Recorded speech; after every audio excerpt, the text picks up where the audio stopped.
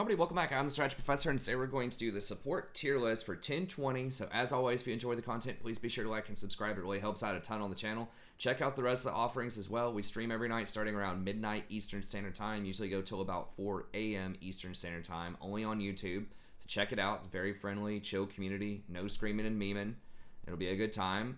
And I've recently been doing a lot of videos about the itemization for the preseason.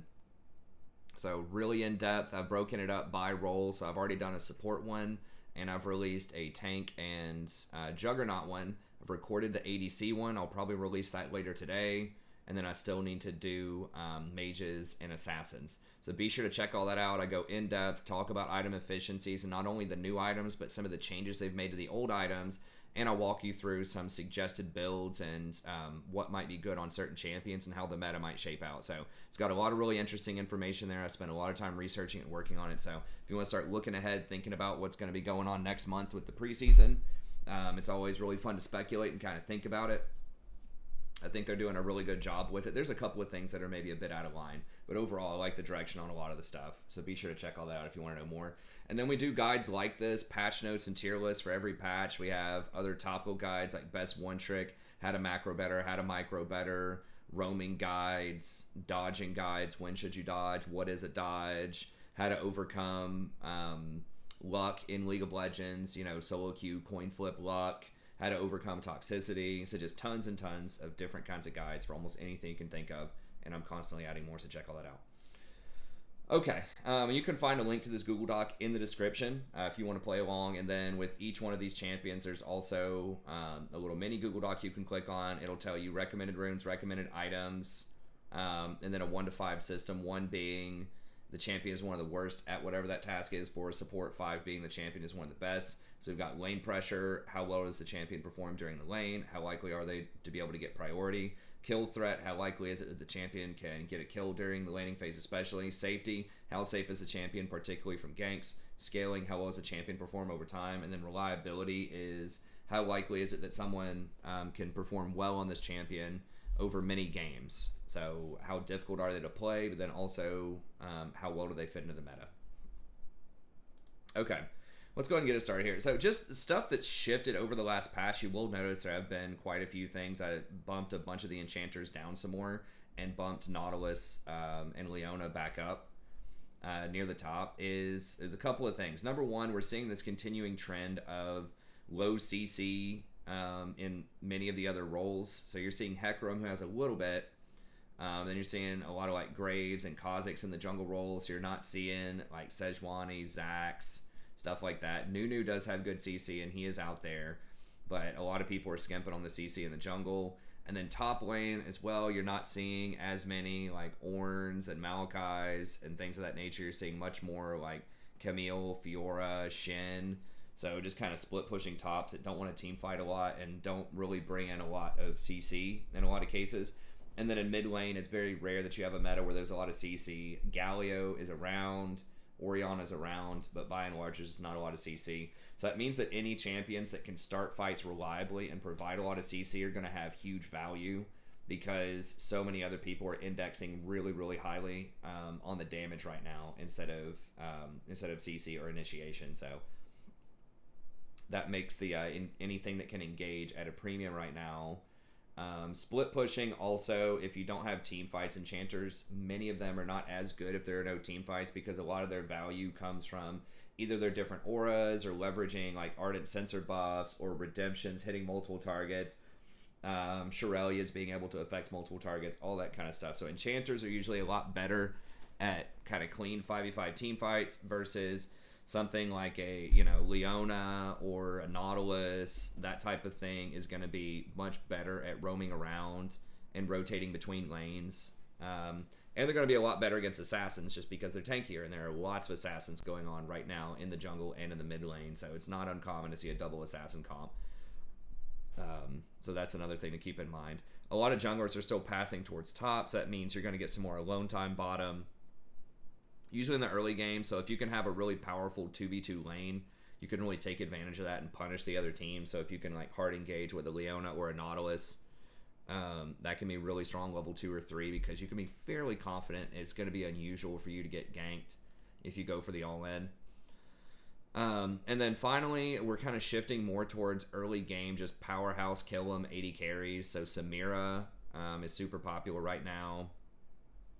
Has a pretty high win rate for a champion that's that complex too, a 51% win rate. So she's super strong, and she works really, really well with other CC, because whenever you CC, she can activate, I think, her passive and add additional crowd control on top of that. So that makes things like Leona and Nautilus very strong. Then you have Jen, who works really well with CC as well, because when you hit him, you CC on him, he's going to be able to hit him with the W and go up and combo him with his, auto attacks and his Q to get in some pretty big damage. Miss Fortune's going to be pretty good. You go in and CC him, she's going to be able to unload her early game stuff, and especially when she hits 6, she's going to be able to channel her ult into that, so that's almost always a free kill. Ashe, same drill, good punishment early on. But just being able to combo with her arrow is almost always a kill. And then Draven, lots of damage. You CC him, you set him up, he knocks him down. So those are the type of champions we're seeing a lot more right now, and that are very successful. So yes, there are still some Ezreals out there. You are still occasionally seeing some Vaynes and some Kaisas and stuff like that. But they're really not doing that well. And they're really not as popular even. So like Ezreal's still the most popular, even though he loses all the time. You're still seeing some Caitlyn, but she has been knocked down a lot. So, her power level's way down. And then you have kind of the new bait crew here, I guess, in this meta, the Kai'Sa, Lucian, Vayne, the stuff that's really short range. I guess Lucian does at least have some power in the early game. But anyways, so I think that's going to lend itself to supports that can do really well early, just the kind of stuff that's succeeding in the meta right now. Okay, so number 1, I still think that Bard is going to be really high up the list. It's debatable whether he's number 1 or maybe a little bit lower, but he's somewhere near the top, I think. And a huge reason for this is he's just so versatile, right? He can do a lot of damage early. If you do get that root down, it is a 1-second stun early on, and it can go all the way up to almost a 2-second stun on 2 different people if you get the double bind. That's very strong. He does have some sustain, so if you do take some trades early, you can get the sustain.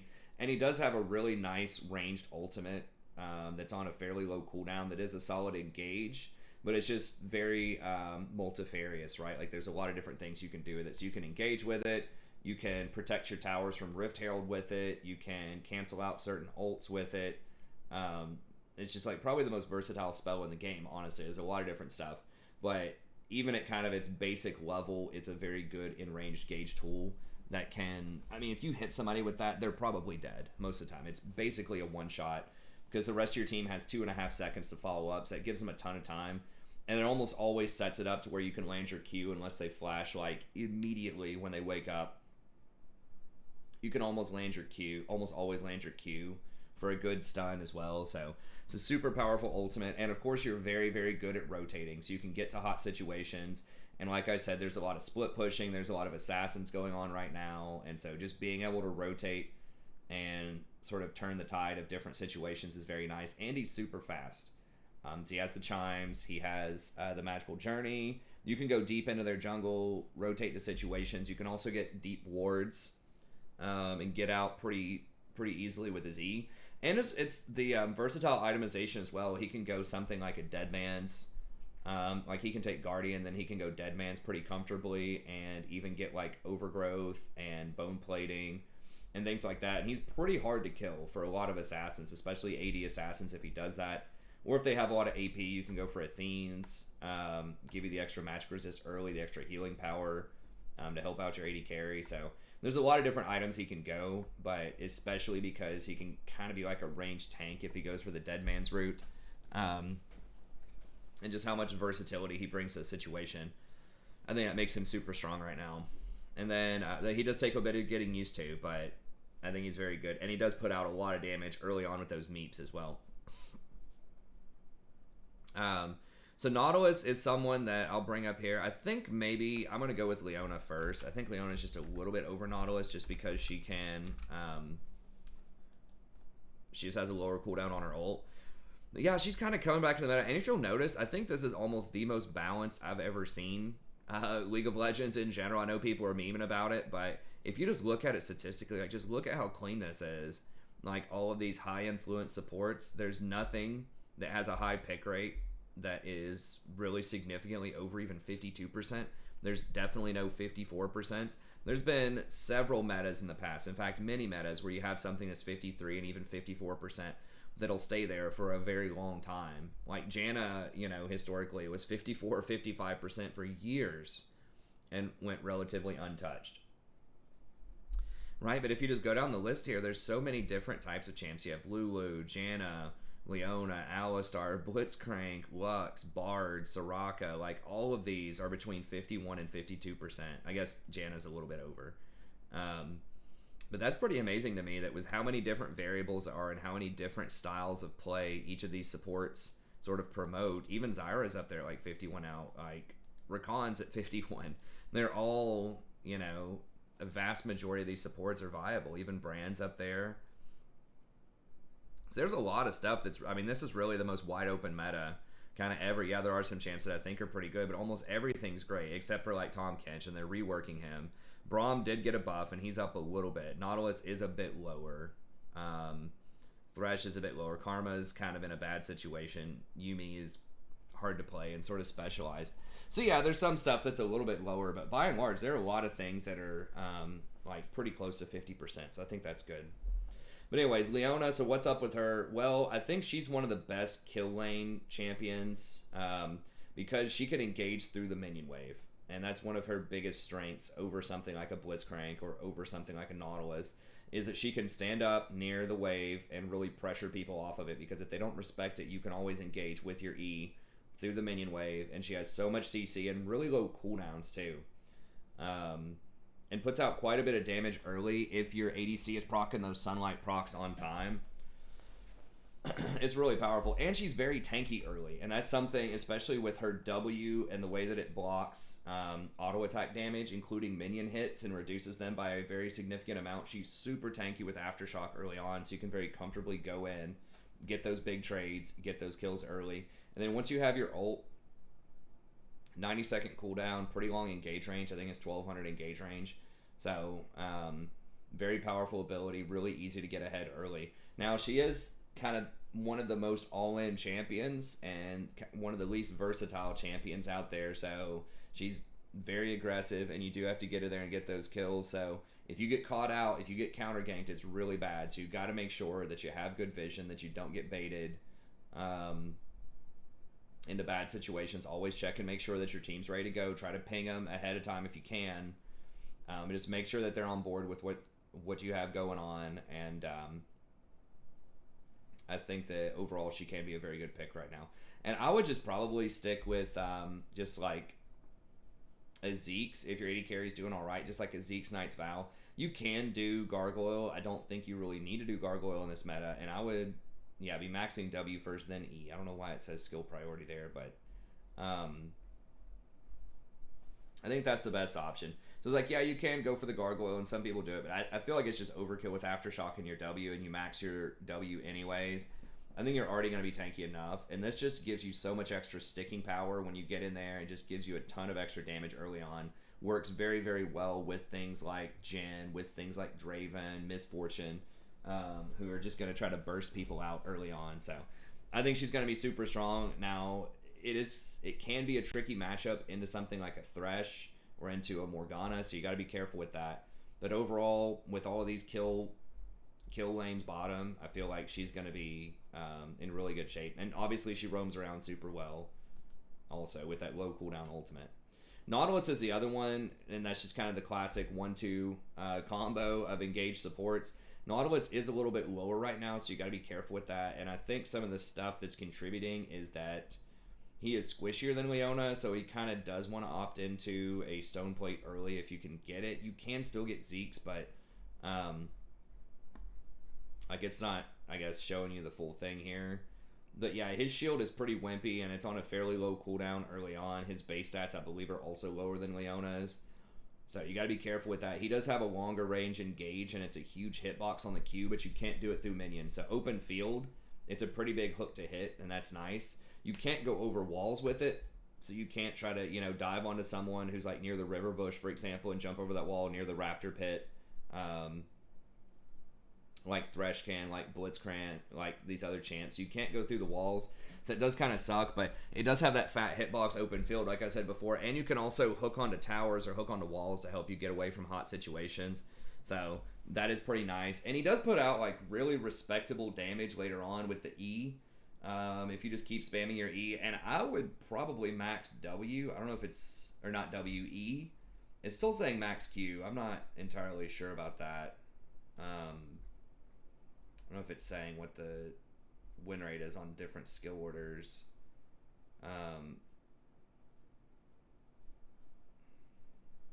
Yeah, the E max is higher by a lot. It's like 2%. E into W into Q, which is what I usually recommend. Yeah, that's like 2 or 3% higher than normal. So that's what you should be doing.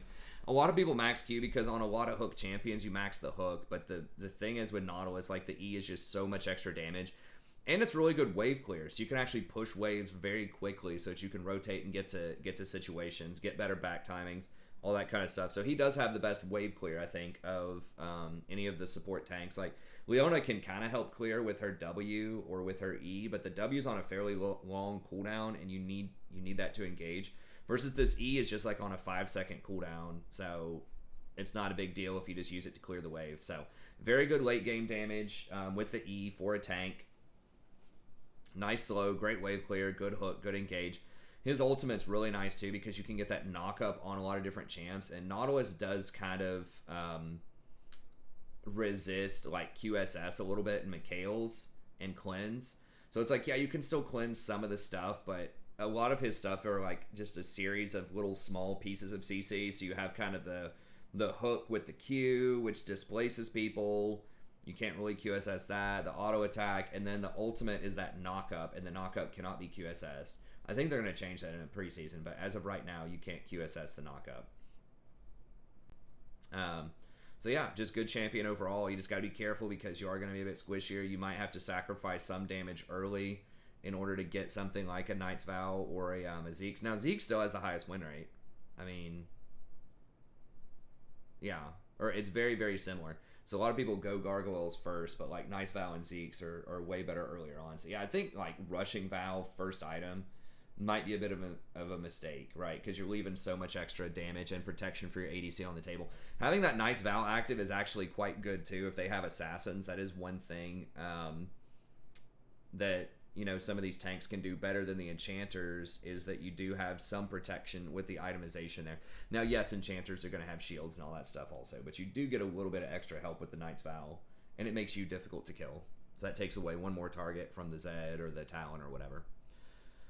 Okay, Rakan. Now, I have Rakan just a little bit lower than the Nautilus and the Leona. I do like him a lot better late game, but the problem is it is kind of an early game meta right now, like I said, with, you know, the Jhin, the Samira, all of those other AD carries. And Rakan's early game is just notoriously not that great. His Q is pretty anemic. His W is okay, but he has really, really long cooldowns on multiple abilities early on. So, like, his W, I think, starts at, like, 16. It might even be 18 seconds early on. Yeah, it's 18 seconds early. And then the shield is also... it doesn't say the cooldown on it, but the shield is something like 18 seconds as well. So you kind of have to choose. And your Q is really just not very good early on. It's okay. So it's like you are very good later on when you get multiple points in W and your E, and once you get a couple of items under your belt. But he is a lot squishier in an all-in situation early on. Now, he does have a shield that comes back over time, and his Q can heal him and heal his ally, and he can take Guardian. So he's a bit more resilient to small trades than it might seem. But he definitely is pretty squishy if you get a hold of him. Now, once he gets to 6, though, and he gets his ult and, you know, a bunch of points in his W, then he can protect extremely well. He's probably the best champion, I think, against assassins at that point, because you can get a Zeke's, which does help you out early on. You do have the Guardian, you have your own personal shield, you have your Q, and you can also protect your AD carry. So you shield them with your ultimate on, and then you proc the Guardian, you CC him, you knock him up. Like, it's just very, very difficult to get through a Rakan later on. So he is great late. It's just, can you get through the early game is the question. And so if you have a champion that's going to be pretty bad early game, but you just kind of want to try to scale up and maybe roam around, So like maybe you have an Ezreal on your team, or I don't know, a Vayne or something like that. Twitch, you are seeing him combined with Twitch quite a bit at Worlds right now. Just something that kind of wants to scale where you're just trying to survive early on, then I think that can be pretty good. If you have something like a Janna or a Misfortune, like he can definitely work with them, but if you're looking to get kills early and snowball early, you might be better served by the Leona or the Nautilus. But he does have a lot more versatility with his itemization too. Like you can get Ardent Sensor at some point if you really want to buff up your ADC if they get super far ahead. You can get Shirelias, which is a huge engage item. So if you have a bunch of meatballs on your team, like an Olaf, Darius, stuff like that, that's going to benefit from the movement speed really well, then that can be really solid. You can get Redemption for team fights. So he's extremely versatile early on versus like Nautilus and Leona are going to be getting a lot of the same items. So I would say, you know, they have the advantage on him for the first 10 minutes most likely. And then after that, he's probably a little bit more favored. But it kind of depends on the enemy team comp as well, right? If they have a lot of hard CC, it can be a problem, right? So if they have like a Veigar or something, Veigar is just a nightmare for Rakan to deal with. Or they just have a bunch of other just garbage that's going to lock you up whenever you try to go in. He's really bad against like Caitlyn and Ashe, who are still very popular. Caitlyn has her traps to disrupt you, and then that net, when you're trying to run at her, you really either have to be prepared to flash that net or try to sidestep it, and it's very difficult because it comes out really quick and it pushes her back. So Caitlyn is very obnoxious to try to engage on. And Ashe, like I said, is pretty rough too because you have to run at her and she's going to arrow you in the face probably if she sees it coming. So once again, you better be ready to flash it or try to sidestep it, both of which are difficult. And that's different from something like a Nautilus or a Leona or whatever who can engage, like, or even a Bard who can engage from that distance and don't have to run at people in that straight line. So it just kind of depends on the comp, but I think he is very strong. He's showing up at Worlds. I don't know how he's doing at Worlds. And he is still one of my favorite champions to play, and I do still break him out. But I haven't been playing him as much lately just because, like I said, the meta's been a bit rough with the Ashe and Caitlyn everywhere. But if we start to see some more...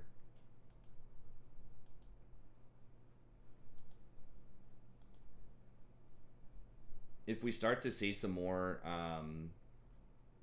surely there's more than that. Only 10 games of World so far? I thought there was more. Maybe not.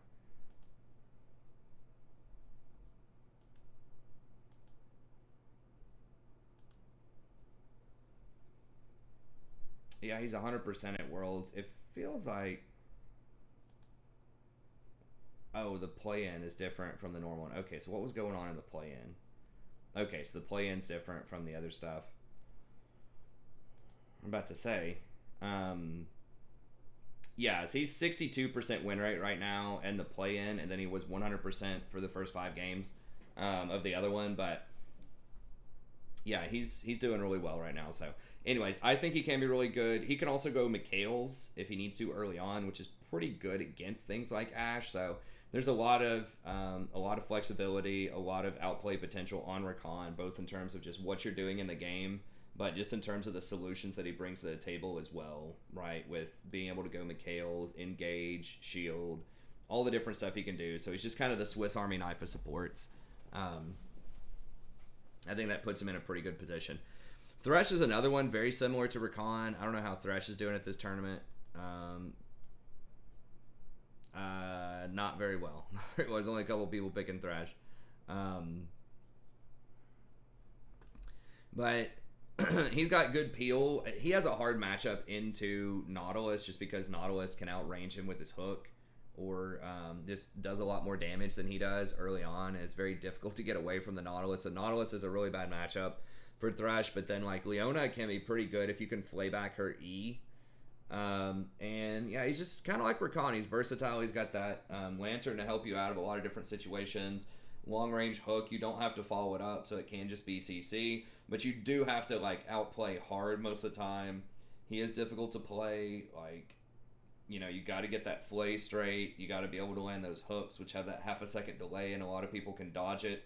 So you have to anticipate which way they're going to dodge a lot of times. His ult is okay, but it's very limited. It's super short range. doesn't peel like really high mobility. So things with a lot of dashes or blinks. It's obviously good at stuff that tries to run through it as far as peeling goes, but he's pretty good. So I just have him up here just because he's very multifaceted, and if you're really good on him, you can make it work, but you're definitely going to have to outplay some people to make it happen on him. Okay, Blitzcrank is another one on here that is really one-dimensional, but can work out really well if you play him well. Yeah, it looks like he hasn't been played at Worlds, but yeah, it's just he's so one-dimensional. If like he can have a really hard time into something like a Morgana, or if the enemy gets like Banshee's Veils or Edge of Nights or something like that, it can be rough. Or if they have a tank that can soak the hook, so if they have a Leona or something that can block the hook potentially, that can be kind of rough. So if they have a really immobile AD carry, if they have like a Jinx or something like that where it's going to be difficult to sidestep the hook, then he can be pretty good. But if you don't land that hook, you're just going to get completely annihilated. So he's just a little one-dimensional for my taste, but what he does is very, very good. And if you do get a hold of some of these squishy champs, the Lulus, the Jannas, the Sorakas, if you do land that hook, then it basically is a one-shot. So he has the most like high-end burst damage and pulls people the furthest out of position of any of the hook champions. So he has the best like combo to go with his hook, but he just doesn't do anything else. Now those champions are pretty popular though, like the Lulu and things of that nature are pretty good, but be careful. Good matchup into Thresh as well. With Thresh's windup and how slow that hook is, if he tries to hook you, you can actually pull him over to you. Most of the times he kind of self-stuns whenever he throws the hook, so favorable matchup there. Lulu's still pretty good. Now they did nerf her and she did fall down a couple of percentage points on this patch, but she's still really good if you have other engage on your team and you really are confident that your AD carry is going to do super well, or you have someone else that scales really well with attack speed. So classically, she's really strong with like Kog'Maw, Twitch, Jinx, just anything else that's going to want to perform pretty well. So her ultimate does help out against assassins. You also have the polymorph with your W to help out. So if you can ult your AD carry or whatever when they try to jump on them and then use your polymorph on the assassin, then she can be very, very good. So great matchups into things like Echo. So if you polymorph him so he can't ult, that's obviously going to be very strong. Or something like a Zed, if you polymorph him before he goes back with his shadow, then that can be really good. So these champs that just like require, they just try to go in and then they try to use their mobility after that. If you can hit them with that polymorph before they're able to use that second piece of mobility, then it can be super strong. But if your AD carry is not that good and you're having to rely on someone else like a Mage or something like that, it's going to be a lot rougher because the Ardent Sensor is not going to do a ton for you there. It does a little bit, but that can be rough. She's obviously really squishy. She can get blown up herself. Now, yes, you do have your ult. Yes, you do have Whimsy, but if they get fed enough, they can still blow you up. And I think you can go Zeke's on her. It's a little weird. You don't see that a lot, but it's like... as you can see here, it's actually got a pretty good win rate if you get it. It's got 54%, so that's the highest win rate of any starting item. And it's the highest win rate of any secondary item. So I think a lot of people overlook that, especially if the enemy team has a lot of AD or specifically AD assassins, your Zed, your Talon, your Pike, stuff like that. Zeke's can be pretty good. So she's one of the few enchanters who can comfortably get that without sacrificing too much. So she's really good overall, provides nice pressure, in the laning phase, but mostly you're playing her just to scale like a monster if you think you're going to be able to get away with it. So if you have the Vayne, you have the Twitch or whatever, and you just want to play Survivor in the lane and you're pretty confident the rest of your team can engage, you've got like a Hecarim, and then top lane you've got whatever, Ornn, Maokai, something of that nature. Then Lulu can be pretty good, but it is difficult to make plays if you run Lulu. Okay, Janna is similar. Now, Janna is very good against a lot of other playmaking champs, and she does work really well with like AD assassins, and people don't think of that, but you're fast, you can rotate around with them, and it's just that shield gives out like 50 extra AD. So it's like giving your Zed or your Talon or your Samira or whatever, like an extra BF sword and change on the house for whenever they start to do, their crazy damage, is very strong and very, very underrated. And you're really good against the stuff like the Leona, like the Nautilus. It's just almost impossible for them to engage and start a fight with you. And that works so well with split pushers too. Like the Camille, like the Fiora. Because if you're just hanging out in the middle with the rest of your team, it's so difficult for them to engage on you and try to punish you. So try to force a 5v4 while your Camille is, working their side lane towers. So she's just a super pest to try to get through for a lot of champs. And you can rotate over and help the Camille or the Fiora because you're so fast. You can get them out of hot situations, right? If they're overextended, trying to get that last couple of hits on the tower, you can roll up and, use your tornado and use your passive to give them that bonus movement speed to get them out of there. So she's just very, very good at the Clown Fiesta, where a lot of people are running around and you're just constantly trying to clean stuff up, disengage, just turn the fight, turn the tides of different fights. Now, she is pretty bad in the laning phase. Her shield has a really long cooldown and can be broken early, and she doesn't have any sustain. Now, people will try to make up for this by going something like Comet early on and getting like 3 points in W.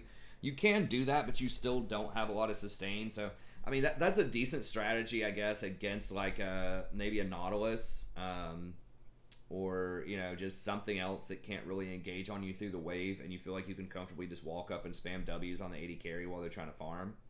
That can be pretty good, but if it's against other enchanters and they're forcing you into trades, or other like AP champs like a Brand or a Zyra or something like that, and they're trying to force you to trade, then you don't have the sustain to make it through that.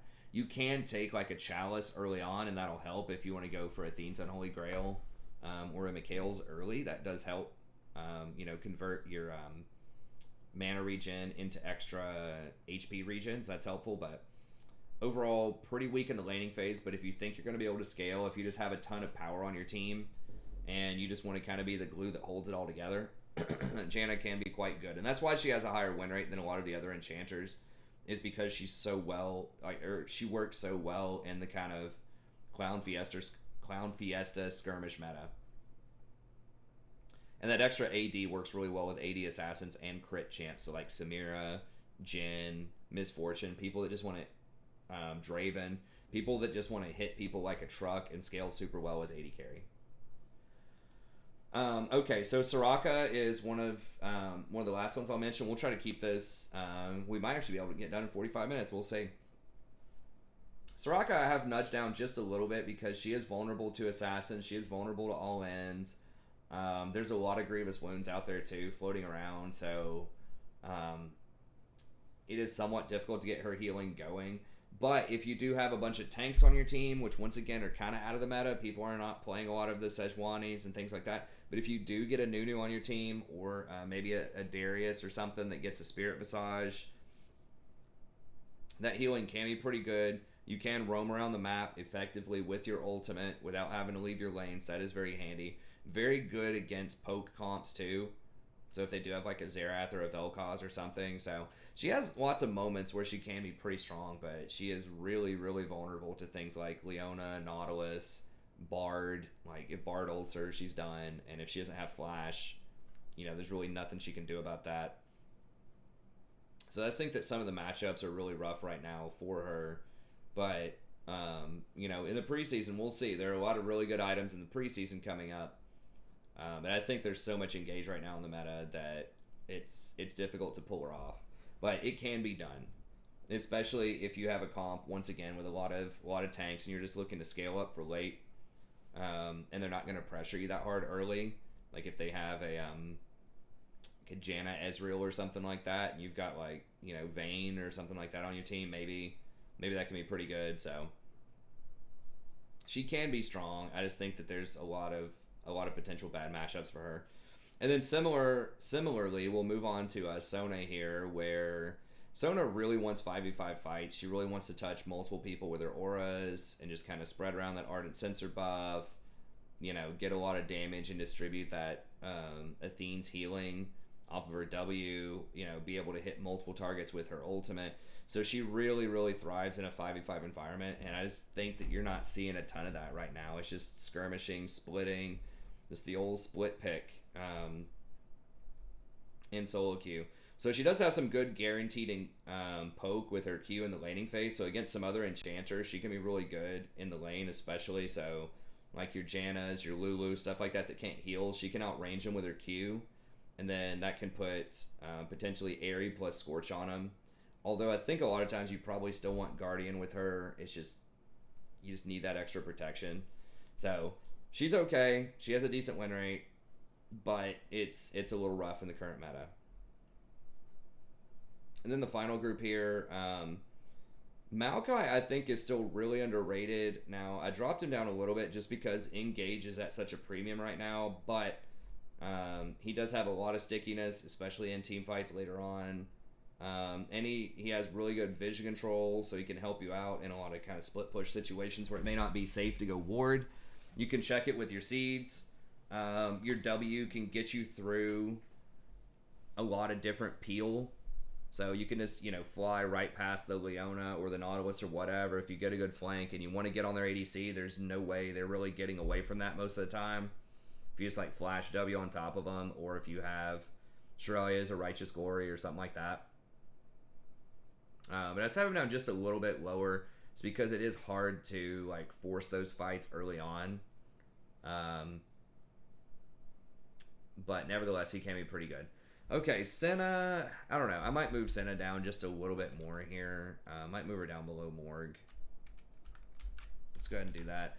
I just think she has been nerfed several times over the last few patches, and I don't know, like her items are just so expensive early on, especially if you're trying to go for like the grasp into Frozen Mallet. It's just so expensive. Now, if you go for the Glacial Augment into Umbral Glaive, that helps out a little bit, because then at least you have like a decent kind of early game power spike, and you're able to control vision and hopefully get some picks and things like that. Just like late game, she's just a sitting duck. If you get caught out in rotation, she has virtually no mobility to help you get away from a jungler that catches you out of position. And is kind of has longer cooldowns later on. Like the AD scaling in general, and this is why I don't have Pike higher as well, is just really rough. Outside of Umbral Glaive, you're gonna have to start paying like 2,900 gold for a lot of your items, and they are pretty good, but the money matters so much, especially for supports where you can't really get a lot of farm. You know, the enchanters are buying all items that are like 2,100 to 2,300. You have to buy like 2,900 gold items, which is, you know, like 40% higher than what they're paying. So I don't know. It just feels kind of rough. It feels kind of rough. But she can work if you pair her together with something like a Caitlyn or an Ashe or something like that. And you take over early and you're just like hard poking them under tower, and the jungler just never shows up to break that up. She can be super lane dominant, but it can be a little rough. Now, Lux is another one. I mean, maybe Lux deserves to be tier 2. I'm not really sure, but she is pretty obnoxious to go against. And she is very good with stuff like Jhin in particular, because if he hits his W on somebody, then you hit your Q, or vice versa, you can just chain CC him for like 3 or 4 seconds and blow him up. And then obviously, you know, you're both super long range. So while he's firing his ult to finish someone off and they're dodging, you can also shoot your laser at him or your E or whatever. So they're just like this like double siege comp type of thing, which is really obnoxious to deal with. And she does have a really good shield later on with her W to kind of put Ardent Censer across her whole team and heal them up with Athenes. So really good Lux play, can be very good with lane dominant ADCs. However, you know, if you get engaged on, you're going to get blown up, right? So if you get hit with a Bard ult or Nautilus ult, Leona E, you know, all of that kind of stuff is going to be really bad news. So you got to be nimble, you got to be careful, but if you can get a lot of that suppression early, keep them under tower, avoid getting ganked, then you can hard dominate the early game and just kind of snowball from there. And at least she has like a pretty good AoE heal. I mean, I guess Senna kind of does, but Lux can at least get like the cheap items too, right? Like she can get Athene, she can get Ardent Censer, So that's why I would just give her a bit of an edge there.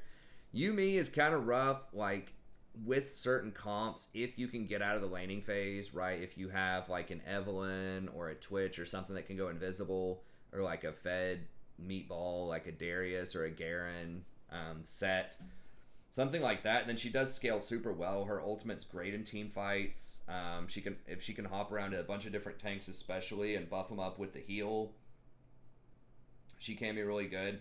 But, you know, like I was talking about with many of the other enchanters, there just are not a lot of team fights, right? It's a lot of skirmisher, you know, split pick kind of stuff, right? It's like the Zed hiding out, the enemy Zed hiding out in a bush somewhere while his Camille is threatening your top lane, and he's just kind of daring you to try to rotate through that jungle, right? And it's tough for any support to deal with that, but at least like Nautilus and Leona might be able to hold off long enough for help to arrive, right? So you need someone to be able to step in there and face check those assassins when you're trying to rotate a lot of times, and it's just hard to do that, especially as Yumi, right?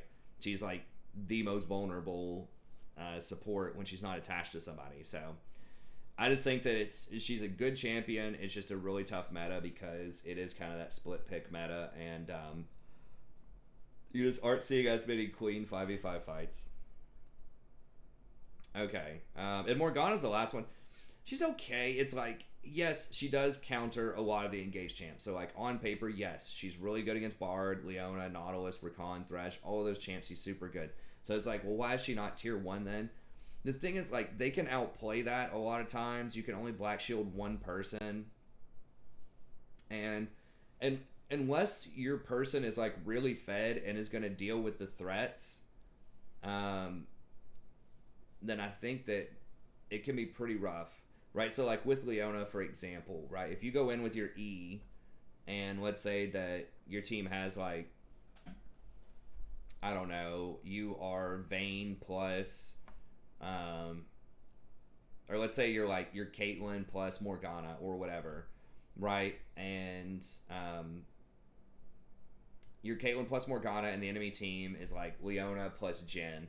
And Leona goes on your Kate, you black shield her, okay, with it. So she like uses the E on the Kate, but then she uses her ult on you and comes over and Qs and like stun locks you, and then you know, the Jin comes over and blows you up. So like that's the problem, is you like a competent Leona is going to switch targets on you. Bard is going to be able to slow you down with his Q, with his auto attacks, and force you to black shield. And then once that's over, he's going to ult you.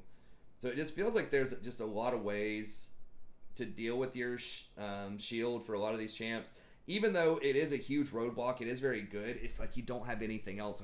Like your Q is nice. If you do land it, it is a piece of CC that lasts forever. It can be QSS. It can be cleansed. It can be McHale's. So there are some answers to that. So that's like, those two are good, right? Those are definitely well above average. Like the black shield is extremely good, and then the Q is, you know, above average. But the problem is like your W is like worthless outside of the laning phase. Like legit, almost the worst abilities in the game. That if you only have 1 point in it, which you're only going to put 1 point in it. And then your R is situational. Like yes, it can do decent damage if you can stay close enough to them and get that second part to trigger for the stun. It can be really good, for sure, but it's so dangerous to do that. You're so squishy. You have to buy into Hourglass, which means you're not buying other things that your team could use, like a Redemption or a Shirelia's or whatever. Black Shield's on a really long cooldown, too. It's on just as long or even longer of a cooldown than a lot of hooks out there. So, it's like, she has a good kit to some extent, but the W is just worthless, and the R is below average, and it's just like long cooldowns, and her itemization's not like super effective. She just does like single target stuff, right? Single target black shield, single target Q. So she's okay. Like she can work. She has a good counter pick, but I would just rather play something else most of the time. And then the final other champs, Karma's just kind of gotten blown out. They nerfed something about her a while ago. I don't remember what it was. It was for solo lane Karma, but her win rate's just in the dumpster right now. Pyke is okay, but you really have to snowball and get ahead so you get the extra gold so you can actually buy items. You know, Leona has access to those tank items, you know, that are much cheaper, the Zeeks, the Knight's Vow, and all that kind of stuff, whereas Pike really has to, after he gets Umbral, which is a good cost and a great item, it's like you gotta start getting like either Dustblade or Ghostblade or something like that, and it's just like kind of selfish damage items that don't help your team, and they're really expensive. And it's just, it's so difficult whenever he tries to go in for that stun. If you get CC'd, you can get blown up. So I feel like he has kind of a bad matchup against a lot of the top end supports right now, with the exception of maybe Bard or Lulu. I think he's decent against those. But like the Leona, the Nautilus, Rakan's kind of a skill matchup, but Leona and Nautilus feel like they're really bad matchups if they just stack armor early. They can just like CC you anytime you try to do anything. So that feels kind of bad. Now, Brand and Zyra have been getting a lot of a higher win rate. Now, I haven't seen them a ton right now, but they do have good win rates. I mean, they're like 51% or something right now, right? 51.3 and 51.2. So they are kind of making some comebacks. They are good options, especially if your team is all AD. So if you have like 4 ADs on your team and you need some magic damage, Zyra can do it, or Brand can do it. Especially if they have a lot of melees, Brand gets really good. But then also, since we're in like these early game kill lanes, right? If it's Samira, if you have a Jen on your team, a Misfortune, Ashe, stuff like that, then Zyra is going to be really good into those types of situations, because she does a hell of a lot of damage early on and can really delete people with almost no items. So yes, her items are expensive later on, but really, like, once you get your Sork boots and your Oblivion Orb, you're pretty much going to delete all the squishy champions. Like, you don't need much more gold than that. And yes, later on, if you get your Leandries and your Rylai's and stuff like that, she can do much better. But she can really just kind of be off to the races, even in the early game, just because her plants do so much base damage. And then Brand is similar. He does have that single target stun, which is okay if you land it. But really, it's if they have a lot of melees and you get a bunch of bounces and potentially like explosions on multiple targets, that's when Brand really starts coming online. So I tend to like Zyra a little bit more. It's because she does have that AoE knockup in team fights too, which is huge when combined with other kind of CC comps. And she can scout bushes really well with her Q. So if you get Supreme Vision Control and you're able to, you know, control the bushes and just like engage on people out of bushes, she is one of the best supports at just deleting someone by yourself without relying on anybody else. So she is pretty good. You just have to make sure you don't get outscaled. The fact that people are running fewer enchanters and they're running more tanks right now does kind of bode well for you. So it's a problem kind of like other enchanters have. It's really hard to get a good engage with her unless they just like walk into you. So unless you're just like hiding in a bush or they are engaging into you and you're counter engaging. So that's kind of rough, and especially in kind of the YOLO Q meta right now where you're having to rotate between lanes. She's such a juicy target for the Zed or the Rengar or the Kha'Zix or whatever to attack out of a bush. She's super vulnerable, no mobility, no defensive items most of the time. So it's just kind of rough out there. But if you can dominate lane early, if you can snowball your advantage and kind of force, you know, team fights around Dragon, around Rift Herald or whatever, and you get ahead, you have the vision and you're able to catch them out of that vision. She's one of the best at like punishing people who face check, right? So like if they're trying to face check Dragon or they're trying to face check Bear, and if you can get there first, get lane priority, get there, set up all your vision, get your trap set up, and just be ready to blow them up when they come and try to stop you at Dragon. She's one of the best in the game at that. So she does have her opportunities. And then Nami is just kind of, they just nerfed her movement speed and she's just never really been the same. Like, she's okay. She can trade early, but she does have kind of high mana cost, which a lot of champs really want to be getting. Not Frostfang, but the Relic Shield. A lot of people want the Relic Shield, but she's so mana hungry, she kind of has to have Spell Thieves early. She does work really well with Athene. She does have some nice pieces of CC if you're able to land it. There's a lot of mobility out there right now, so landing the Q is, you know, harder than ever to some extent, but she's pretty good. Good guaranteed harassment early. It's just other enchanters are going to outscale her, and she is still going to be someone who is pretty squishy, you know, in terms of like a Leona or a Nautilus engaging on her. So she's decent. But Anyways, that's gonna be it. Thank you very much. We finally getting done under 50 minutes, so getting close, getting closer and closer to 30 minutes. But anyways, that's gonna be it. Be sure to like and subscribe if you enjoy the content. Check out the rest of the offerings on the channel, and I'll see you next time. Have a good day.